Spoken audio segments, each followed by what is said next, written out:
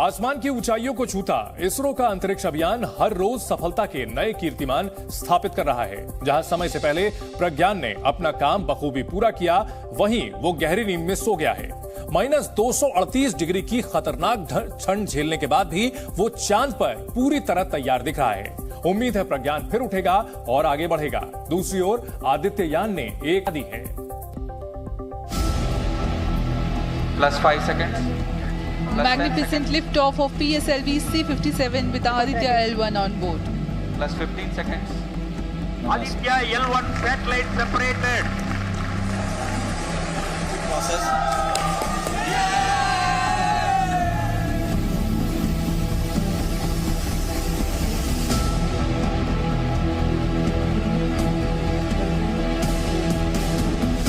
अंतरिक्ष का सिकंदर फिर जागेगा।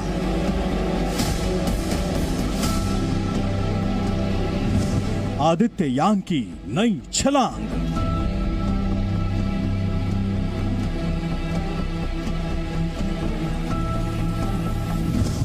महाअभियान अभी जारी है। We have a confirmation of Aditya L1 separation.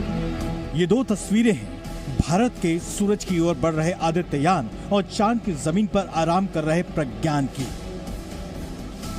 अंतरिक्ष में भारत की सबसे लंबी छलांग दुनिया देख रही है और जान भी रही है कि भारत कैसे विश्व गुरु बनने की राह पर लंबी छलांग लगा रहा है। और जिसका इंतजार था वह पल आ चुका है। अब हम आपको बताते हैं कि कैसे अंतरिक्ष की दुनिया में पिछले 24 घंटे में भारत ही चर्चा में है।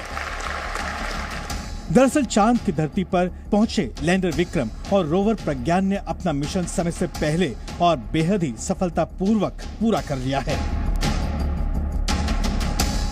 रोवर प्रज्ञान को इसरो ने जो टास्क 14 दिन के लिए दिया था, उसे उसने महज 11 दिन में ही पूरा कर लिया।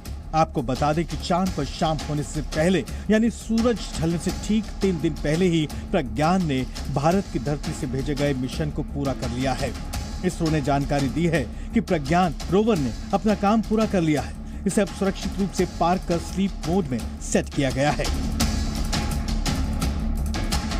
प्रज्ञान ने जिस खूबी के साथ अपने काम को अंजाम दिया, उससे देश को एक बार फिर उम्मीद जगी है कि 22 सितंबर को जैसे ही एक बार फिर चांद की सतह पर सूरज की तपिश प्रज्ञान को मिलेगी, ये फिर जागेगा। आपको बता दें कि इसमें लगे दोनों पेलोड APXS और LIBS अब बंद हैं। इन पेलोड से डेटा लैंडर के जरिए पृथ्वी तक पहुंचा दिया गया है। अब चंद्रमा पर रात शुरू होने जा रही है। 4 सितंबर को सूर्यास्त हो जाएगा और अगला सूर्योदय है 19-20 सितंबर की मध्यरात्रि को, और 21 सितंबर को दिन में किसी समय जब सूर्य हॉराइजन से करीब 6 डिग्री से ऊपर चला जाएगा, तो उम्मीद की जाती है कि लैंडर और रोवर के इंस्ट्रूमेंट्स को फिर से जगाकर उनसे काम लिया जा सकेगा। यहाँ ये बात जानना भी जरूरी है कि हमारा प्रज्ञान और विक्रम सूरज की रोशनी में काम करते हैं और पृथ्वी के अगले 3 दिन बाद चांद पर घोर अंधेरा भी छा जाएगा, लेकिन वैज्ञानिकों को प्रज्ञान पर पूरा भरोसा है। इसलिए प्रज्ञान में कम्युनिकेशन सिस्टम को ऑन रखा गया है। साथ ही सोने से पहले इसकी बैटरी को पूरी तरह से चार्ज किया गया है। इसके अलावा पहले ही संवेदनशील इलेक्ट्रॉनिक्स को सुरक्षित और संरक्षित रखने के लिए बॉम्ब इलेक्ट्रॉनिक्स बॉक्स मौजूद है। ये बॉक्स सभी जरूरी उपकरणों को भीषण सर्दी से बचाने के लिए बनाया गया है। साथ ही इसमें मौजूद 50 वॉट तक की ऊर्जा उत्पादन क्षमता वाले सोलर पैनल सवेरा होते ही फिर से बिजली पैदा करने लगेंगे। यही नहीं, चंद्रयान 2 का ऑर्बिटर भी लगातार अपनी जगह पर मौजूद है। हालांकि चंद्रदूत प्रज्ञान और वीर विक्रम को इस ठिठुरती सर्दी में हर मुश्किल का सामना खुद ही करना होगा। इस दौरान यहां तापमान -238 डिग्री तक नीचे गिर जाएगा। विक्रम और प्रज्ञान घुप अंधेरे में निष्क्रिय हो सकते हैं।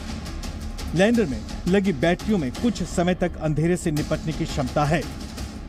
हालांकि क्षमता इतनी ज्यादा नहीं कि -238 डिग्री सेल्सियस तापमान में लैंडर को फंक्शनल रखा जा सके। इंस्ट्रूमेंट्स को एक इंस्टॉलेशन शीट्स में काफ़ी एहतियात से कवर किया जाता है और इनको हल्का वार्म अप भी रखा जाता है ताकि अति कम तापमान में ये इंस्ट्रूमेंट्स निष्क्रिय ना हो जाएं और दोबारा से वापस काम करने की हालत में ना आए। तो वो सारी प्रिकॉशंस इसरो ने देख रखी हैं, लेकिन अभी तक कमिटमेंट नहीं था कि वास्तव में इंस्ट्रूमेंट्स फिर से सूर्योदय के बाद में काम करेंगे, लेकिन उम्मीद की जाती है कि शायद ऐसा होगा। खास बात यह है कि रोवर प्रज्ञान और लैंडर विक्रम अब हमेशा चांद पर ही घर बसाएंगे, यानी इन्हें अंतरिक्ष का कबाड़ नहीं माना जाएगा। अब बात वीर आदित्ययान L1 की, जिसने आज अगली छलांग 11:40 पर लगा दी। सूरज की ओर आसमान चीरते हुए आदित्ययान L1 को लेकर इसरो ने अपडेट दिया है कि सैटेलाइट स्वस्थ है, काम कर रहा है। पहला अर्थ बाउंड कक्षा बढ़ाने के ऑपरेशन को सफलतापूर्वक पूरा किया गया है। अब इसकी कक्षा को बढ़ाकर 245 गुणा 22,459 किलोमीटर कर दिया गया है। अब अगले ऑपरेशन को 5 सितंबर को अंजाम दिया जाएगा।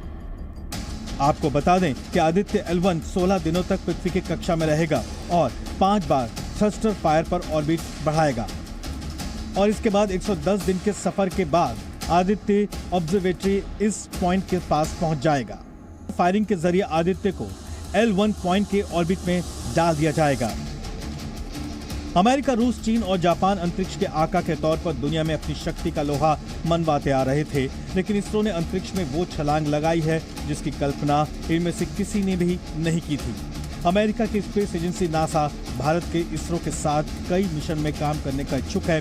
वहीं रूस के लूना 25 के फेल होने के बाद वो निराश है, जबकि चीन भी एक बार फिर अंतरिक्ष अभियान को तेज करने को विवश हो रहा है। जापान को अपने चंद्र अभियान पर बार बार ब्रेक लगाना पड़ रहा है। जाहिर है, इसरो ने देश को अंतरिक्ष की दुनिया में सिकंदर बना दिया है।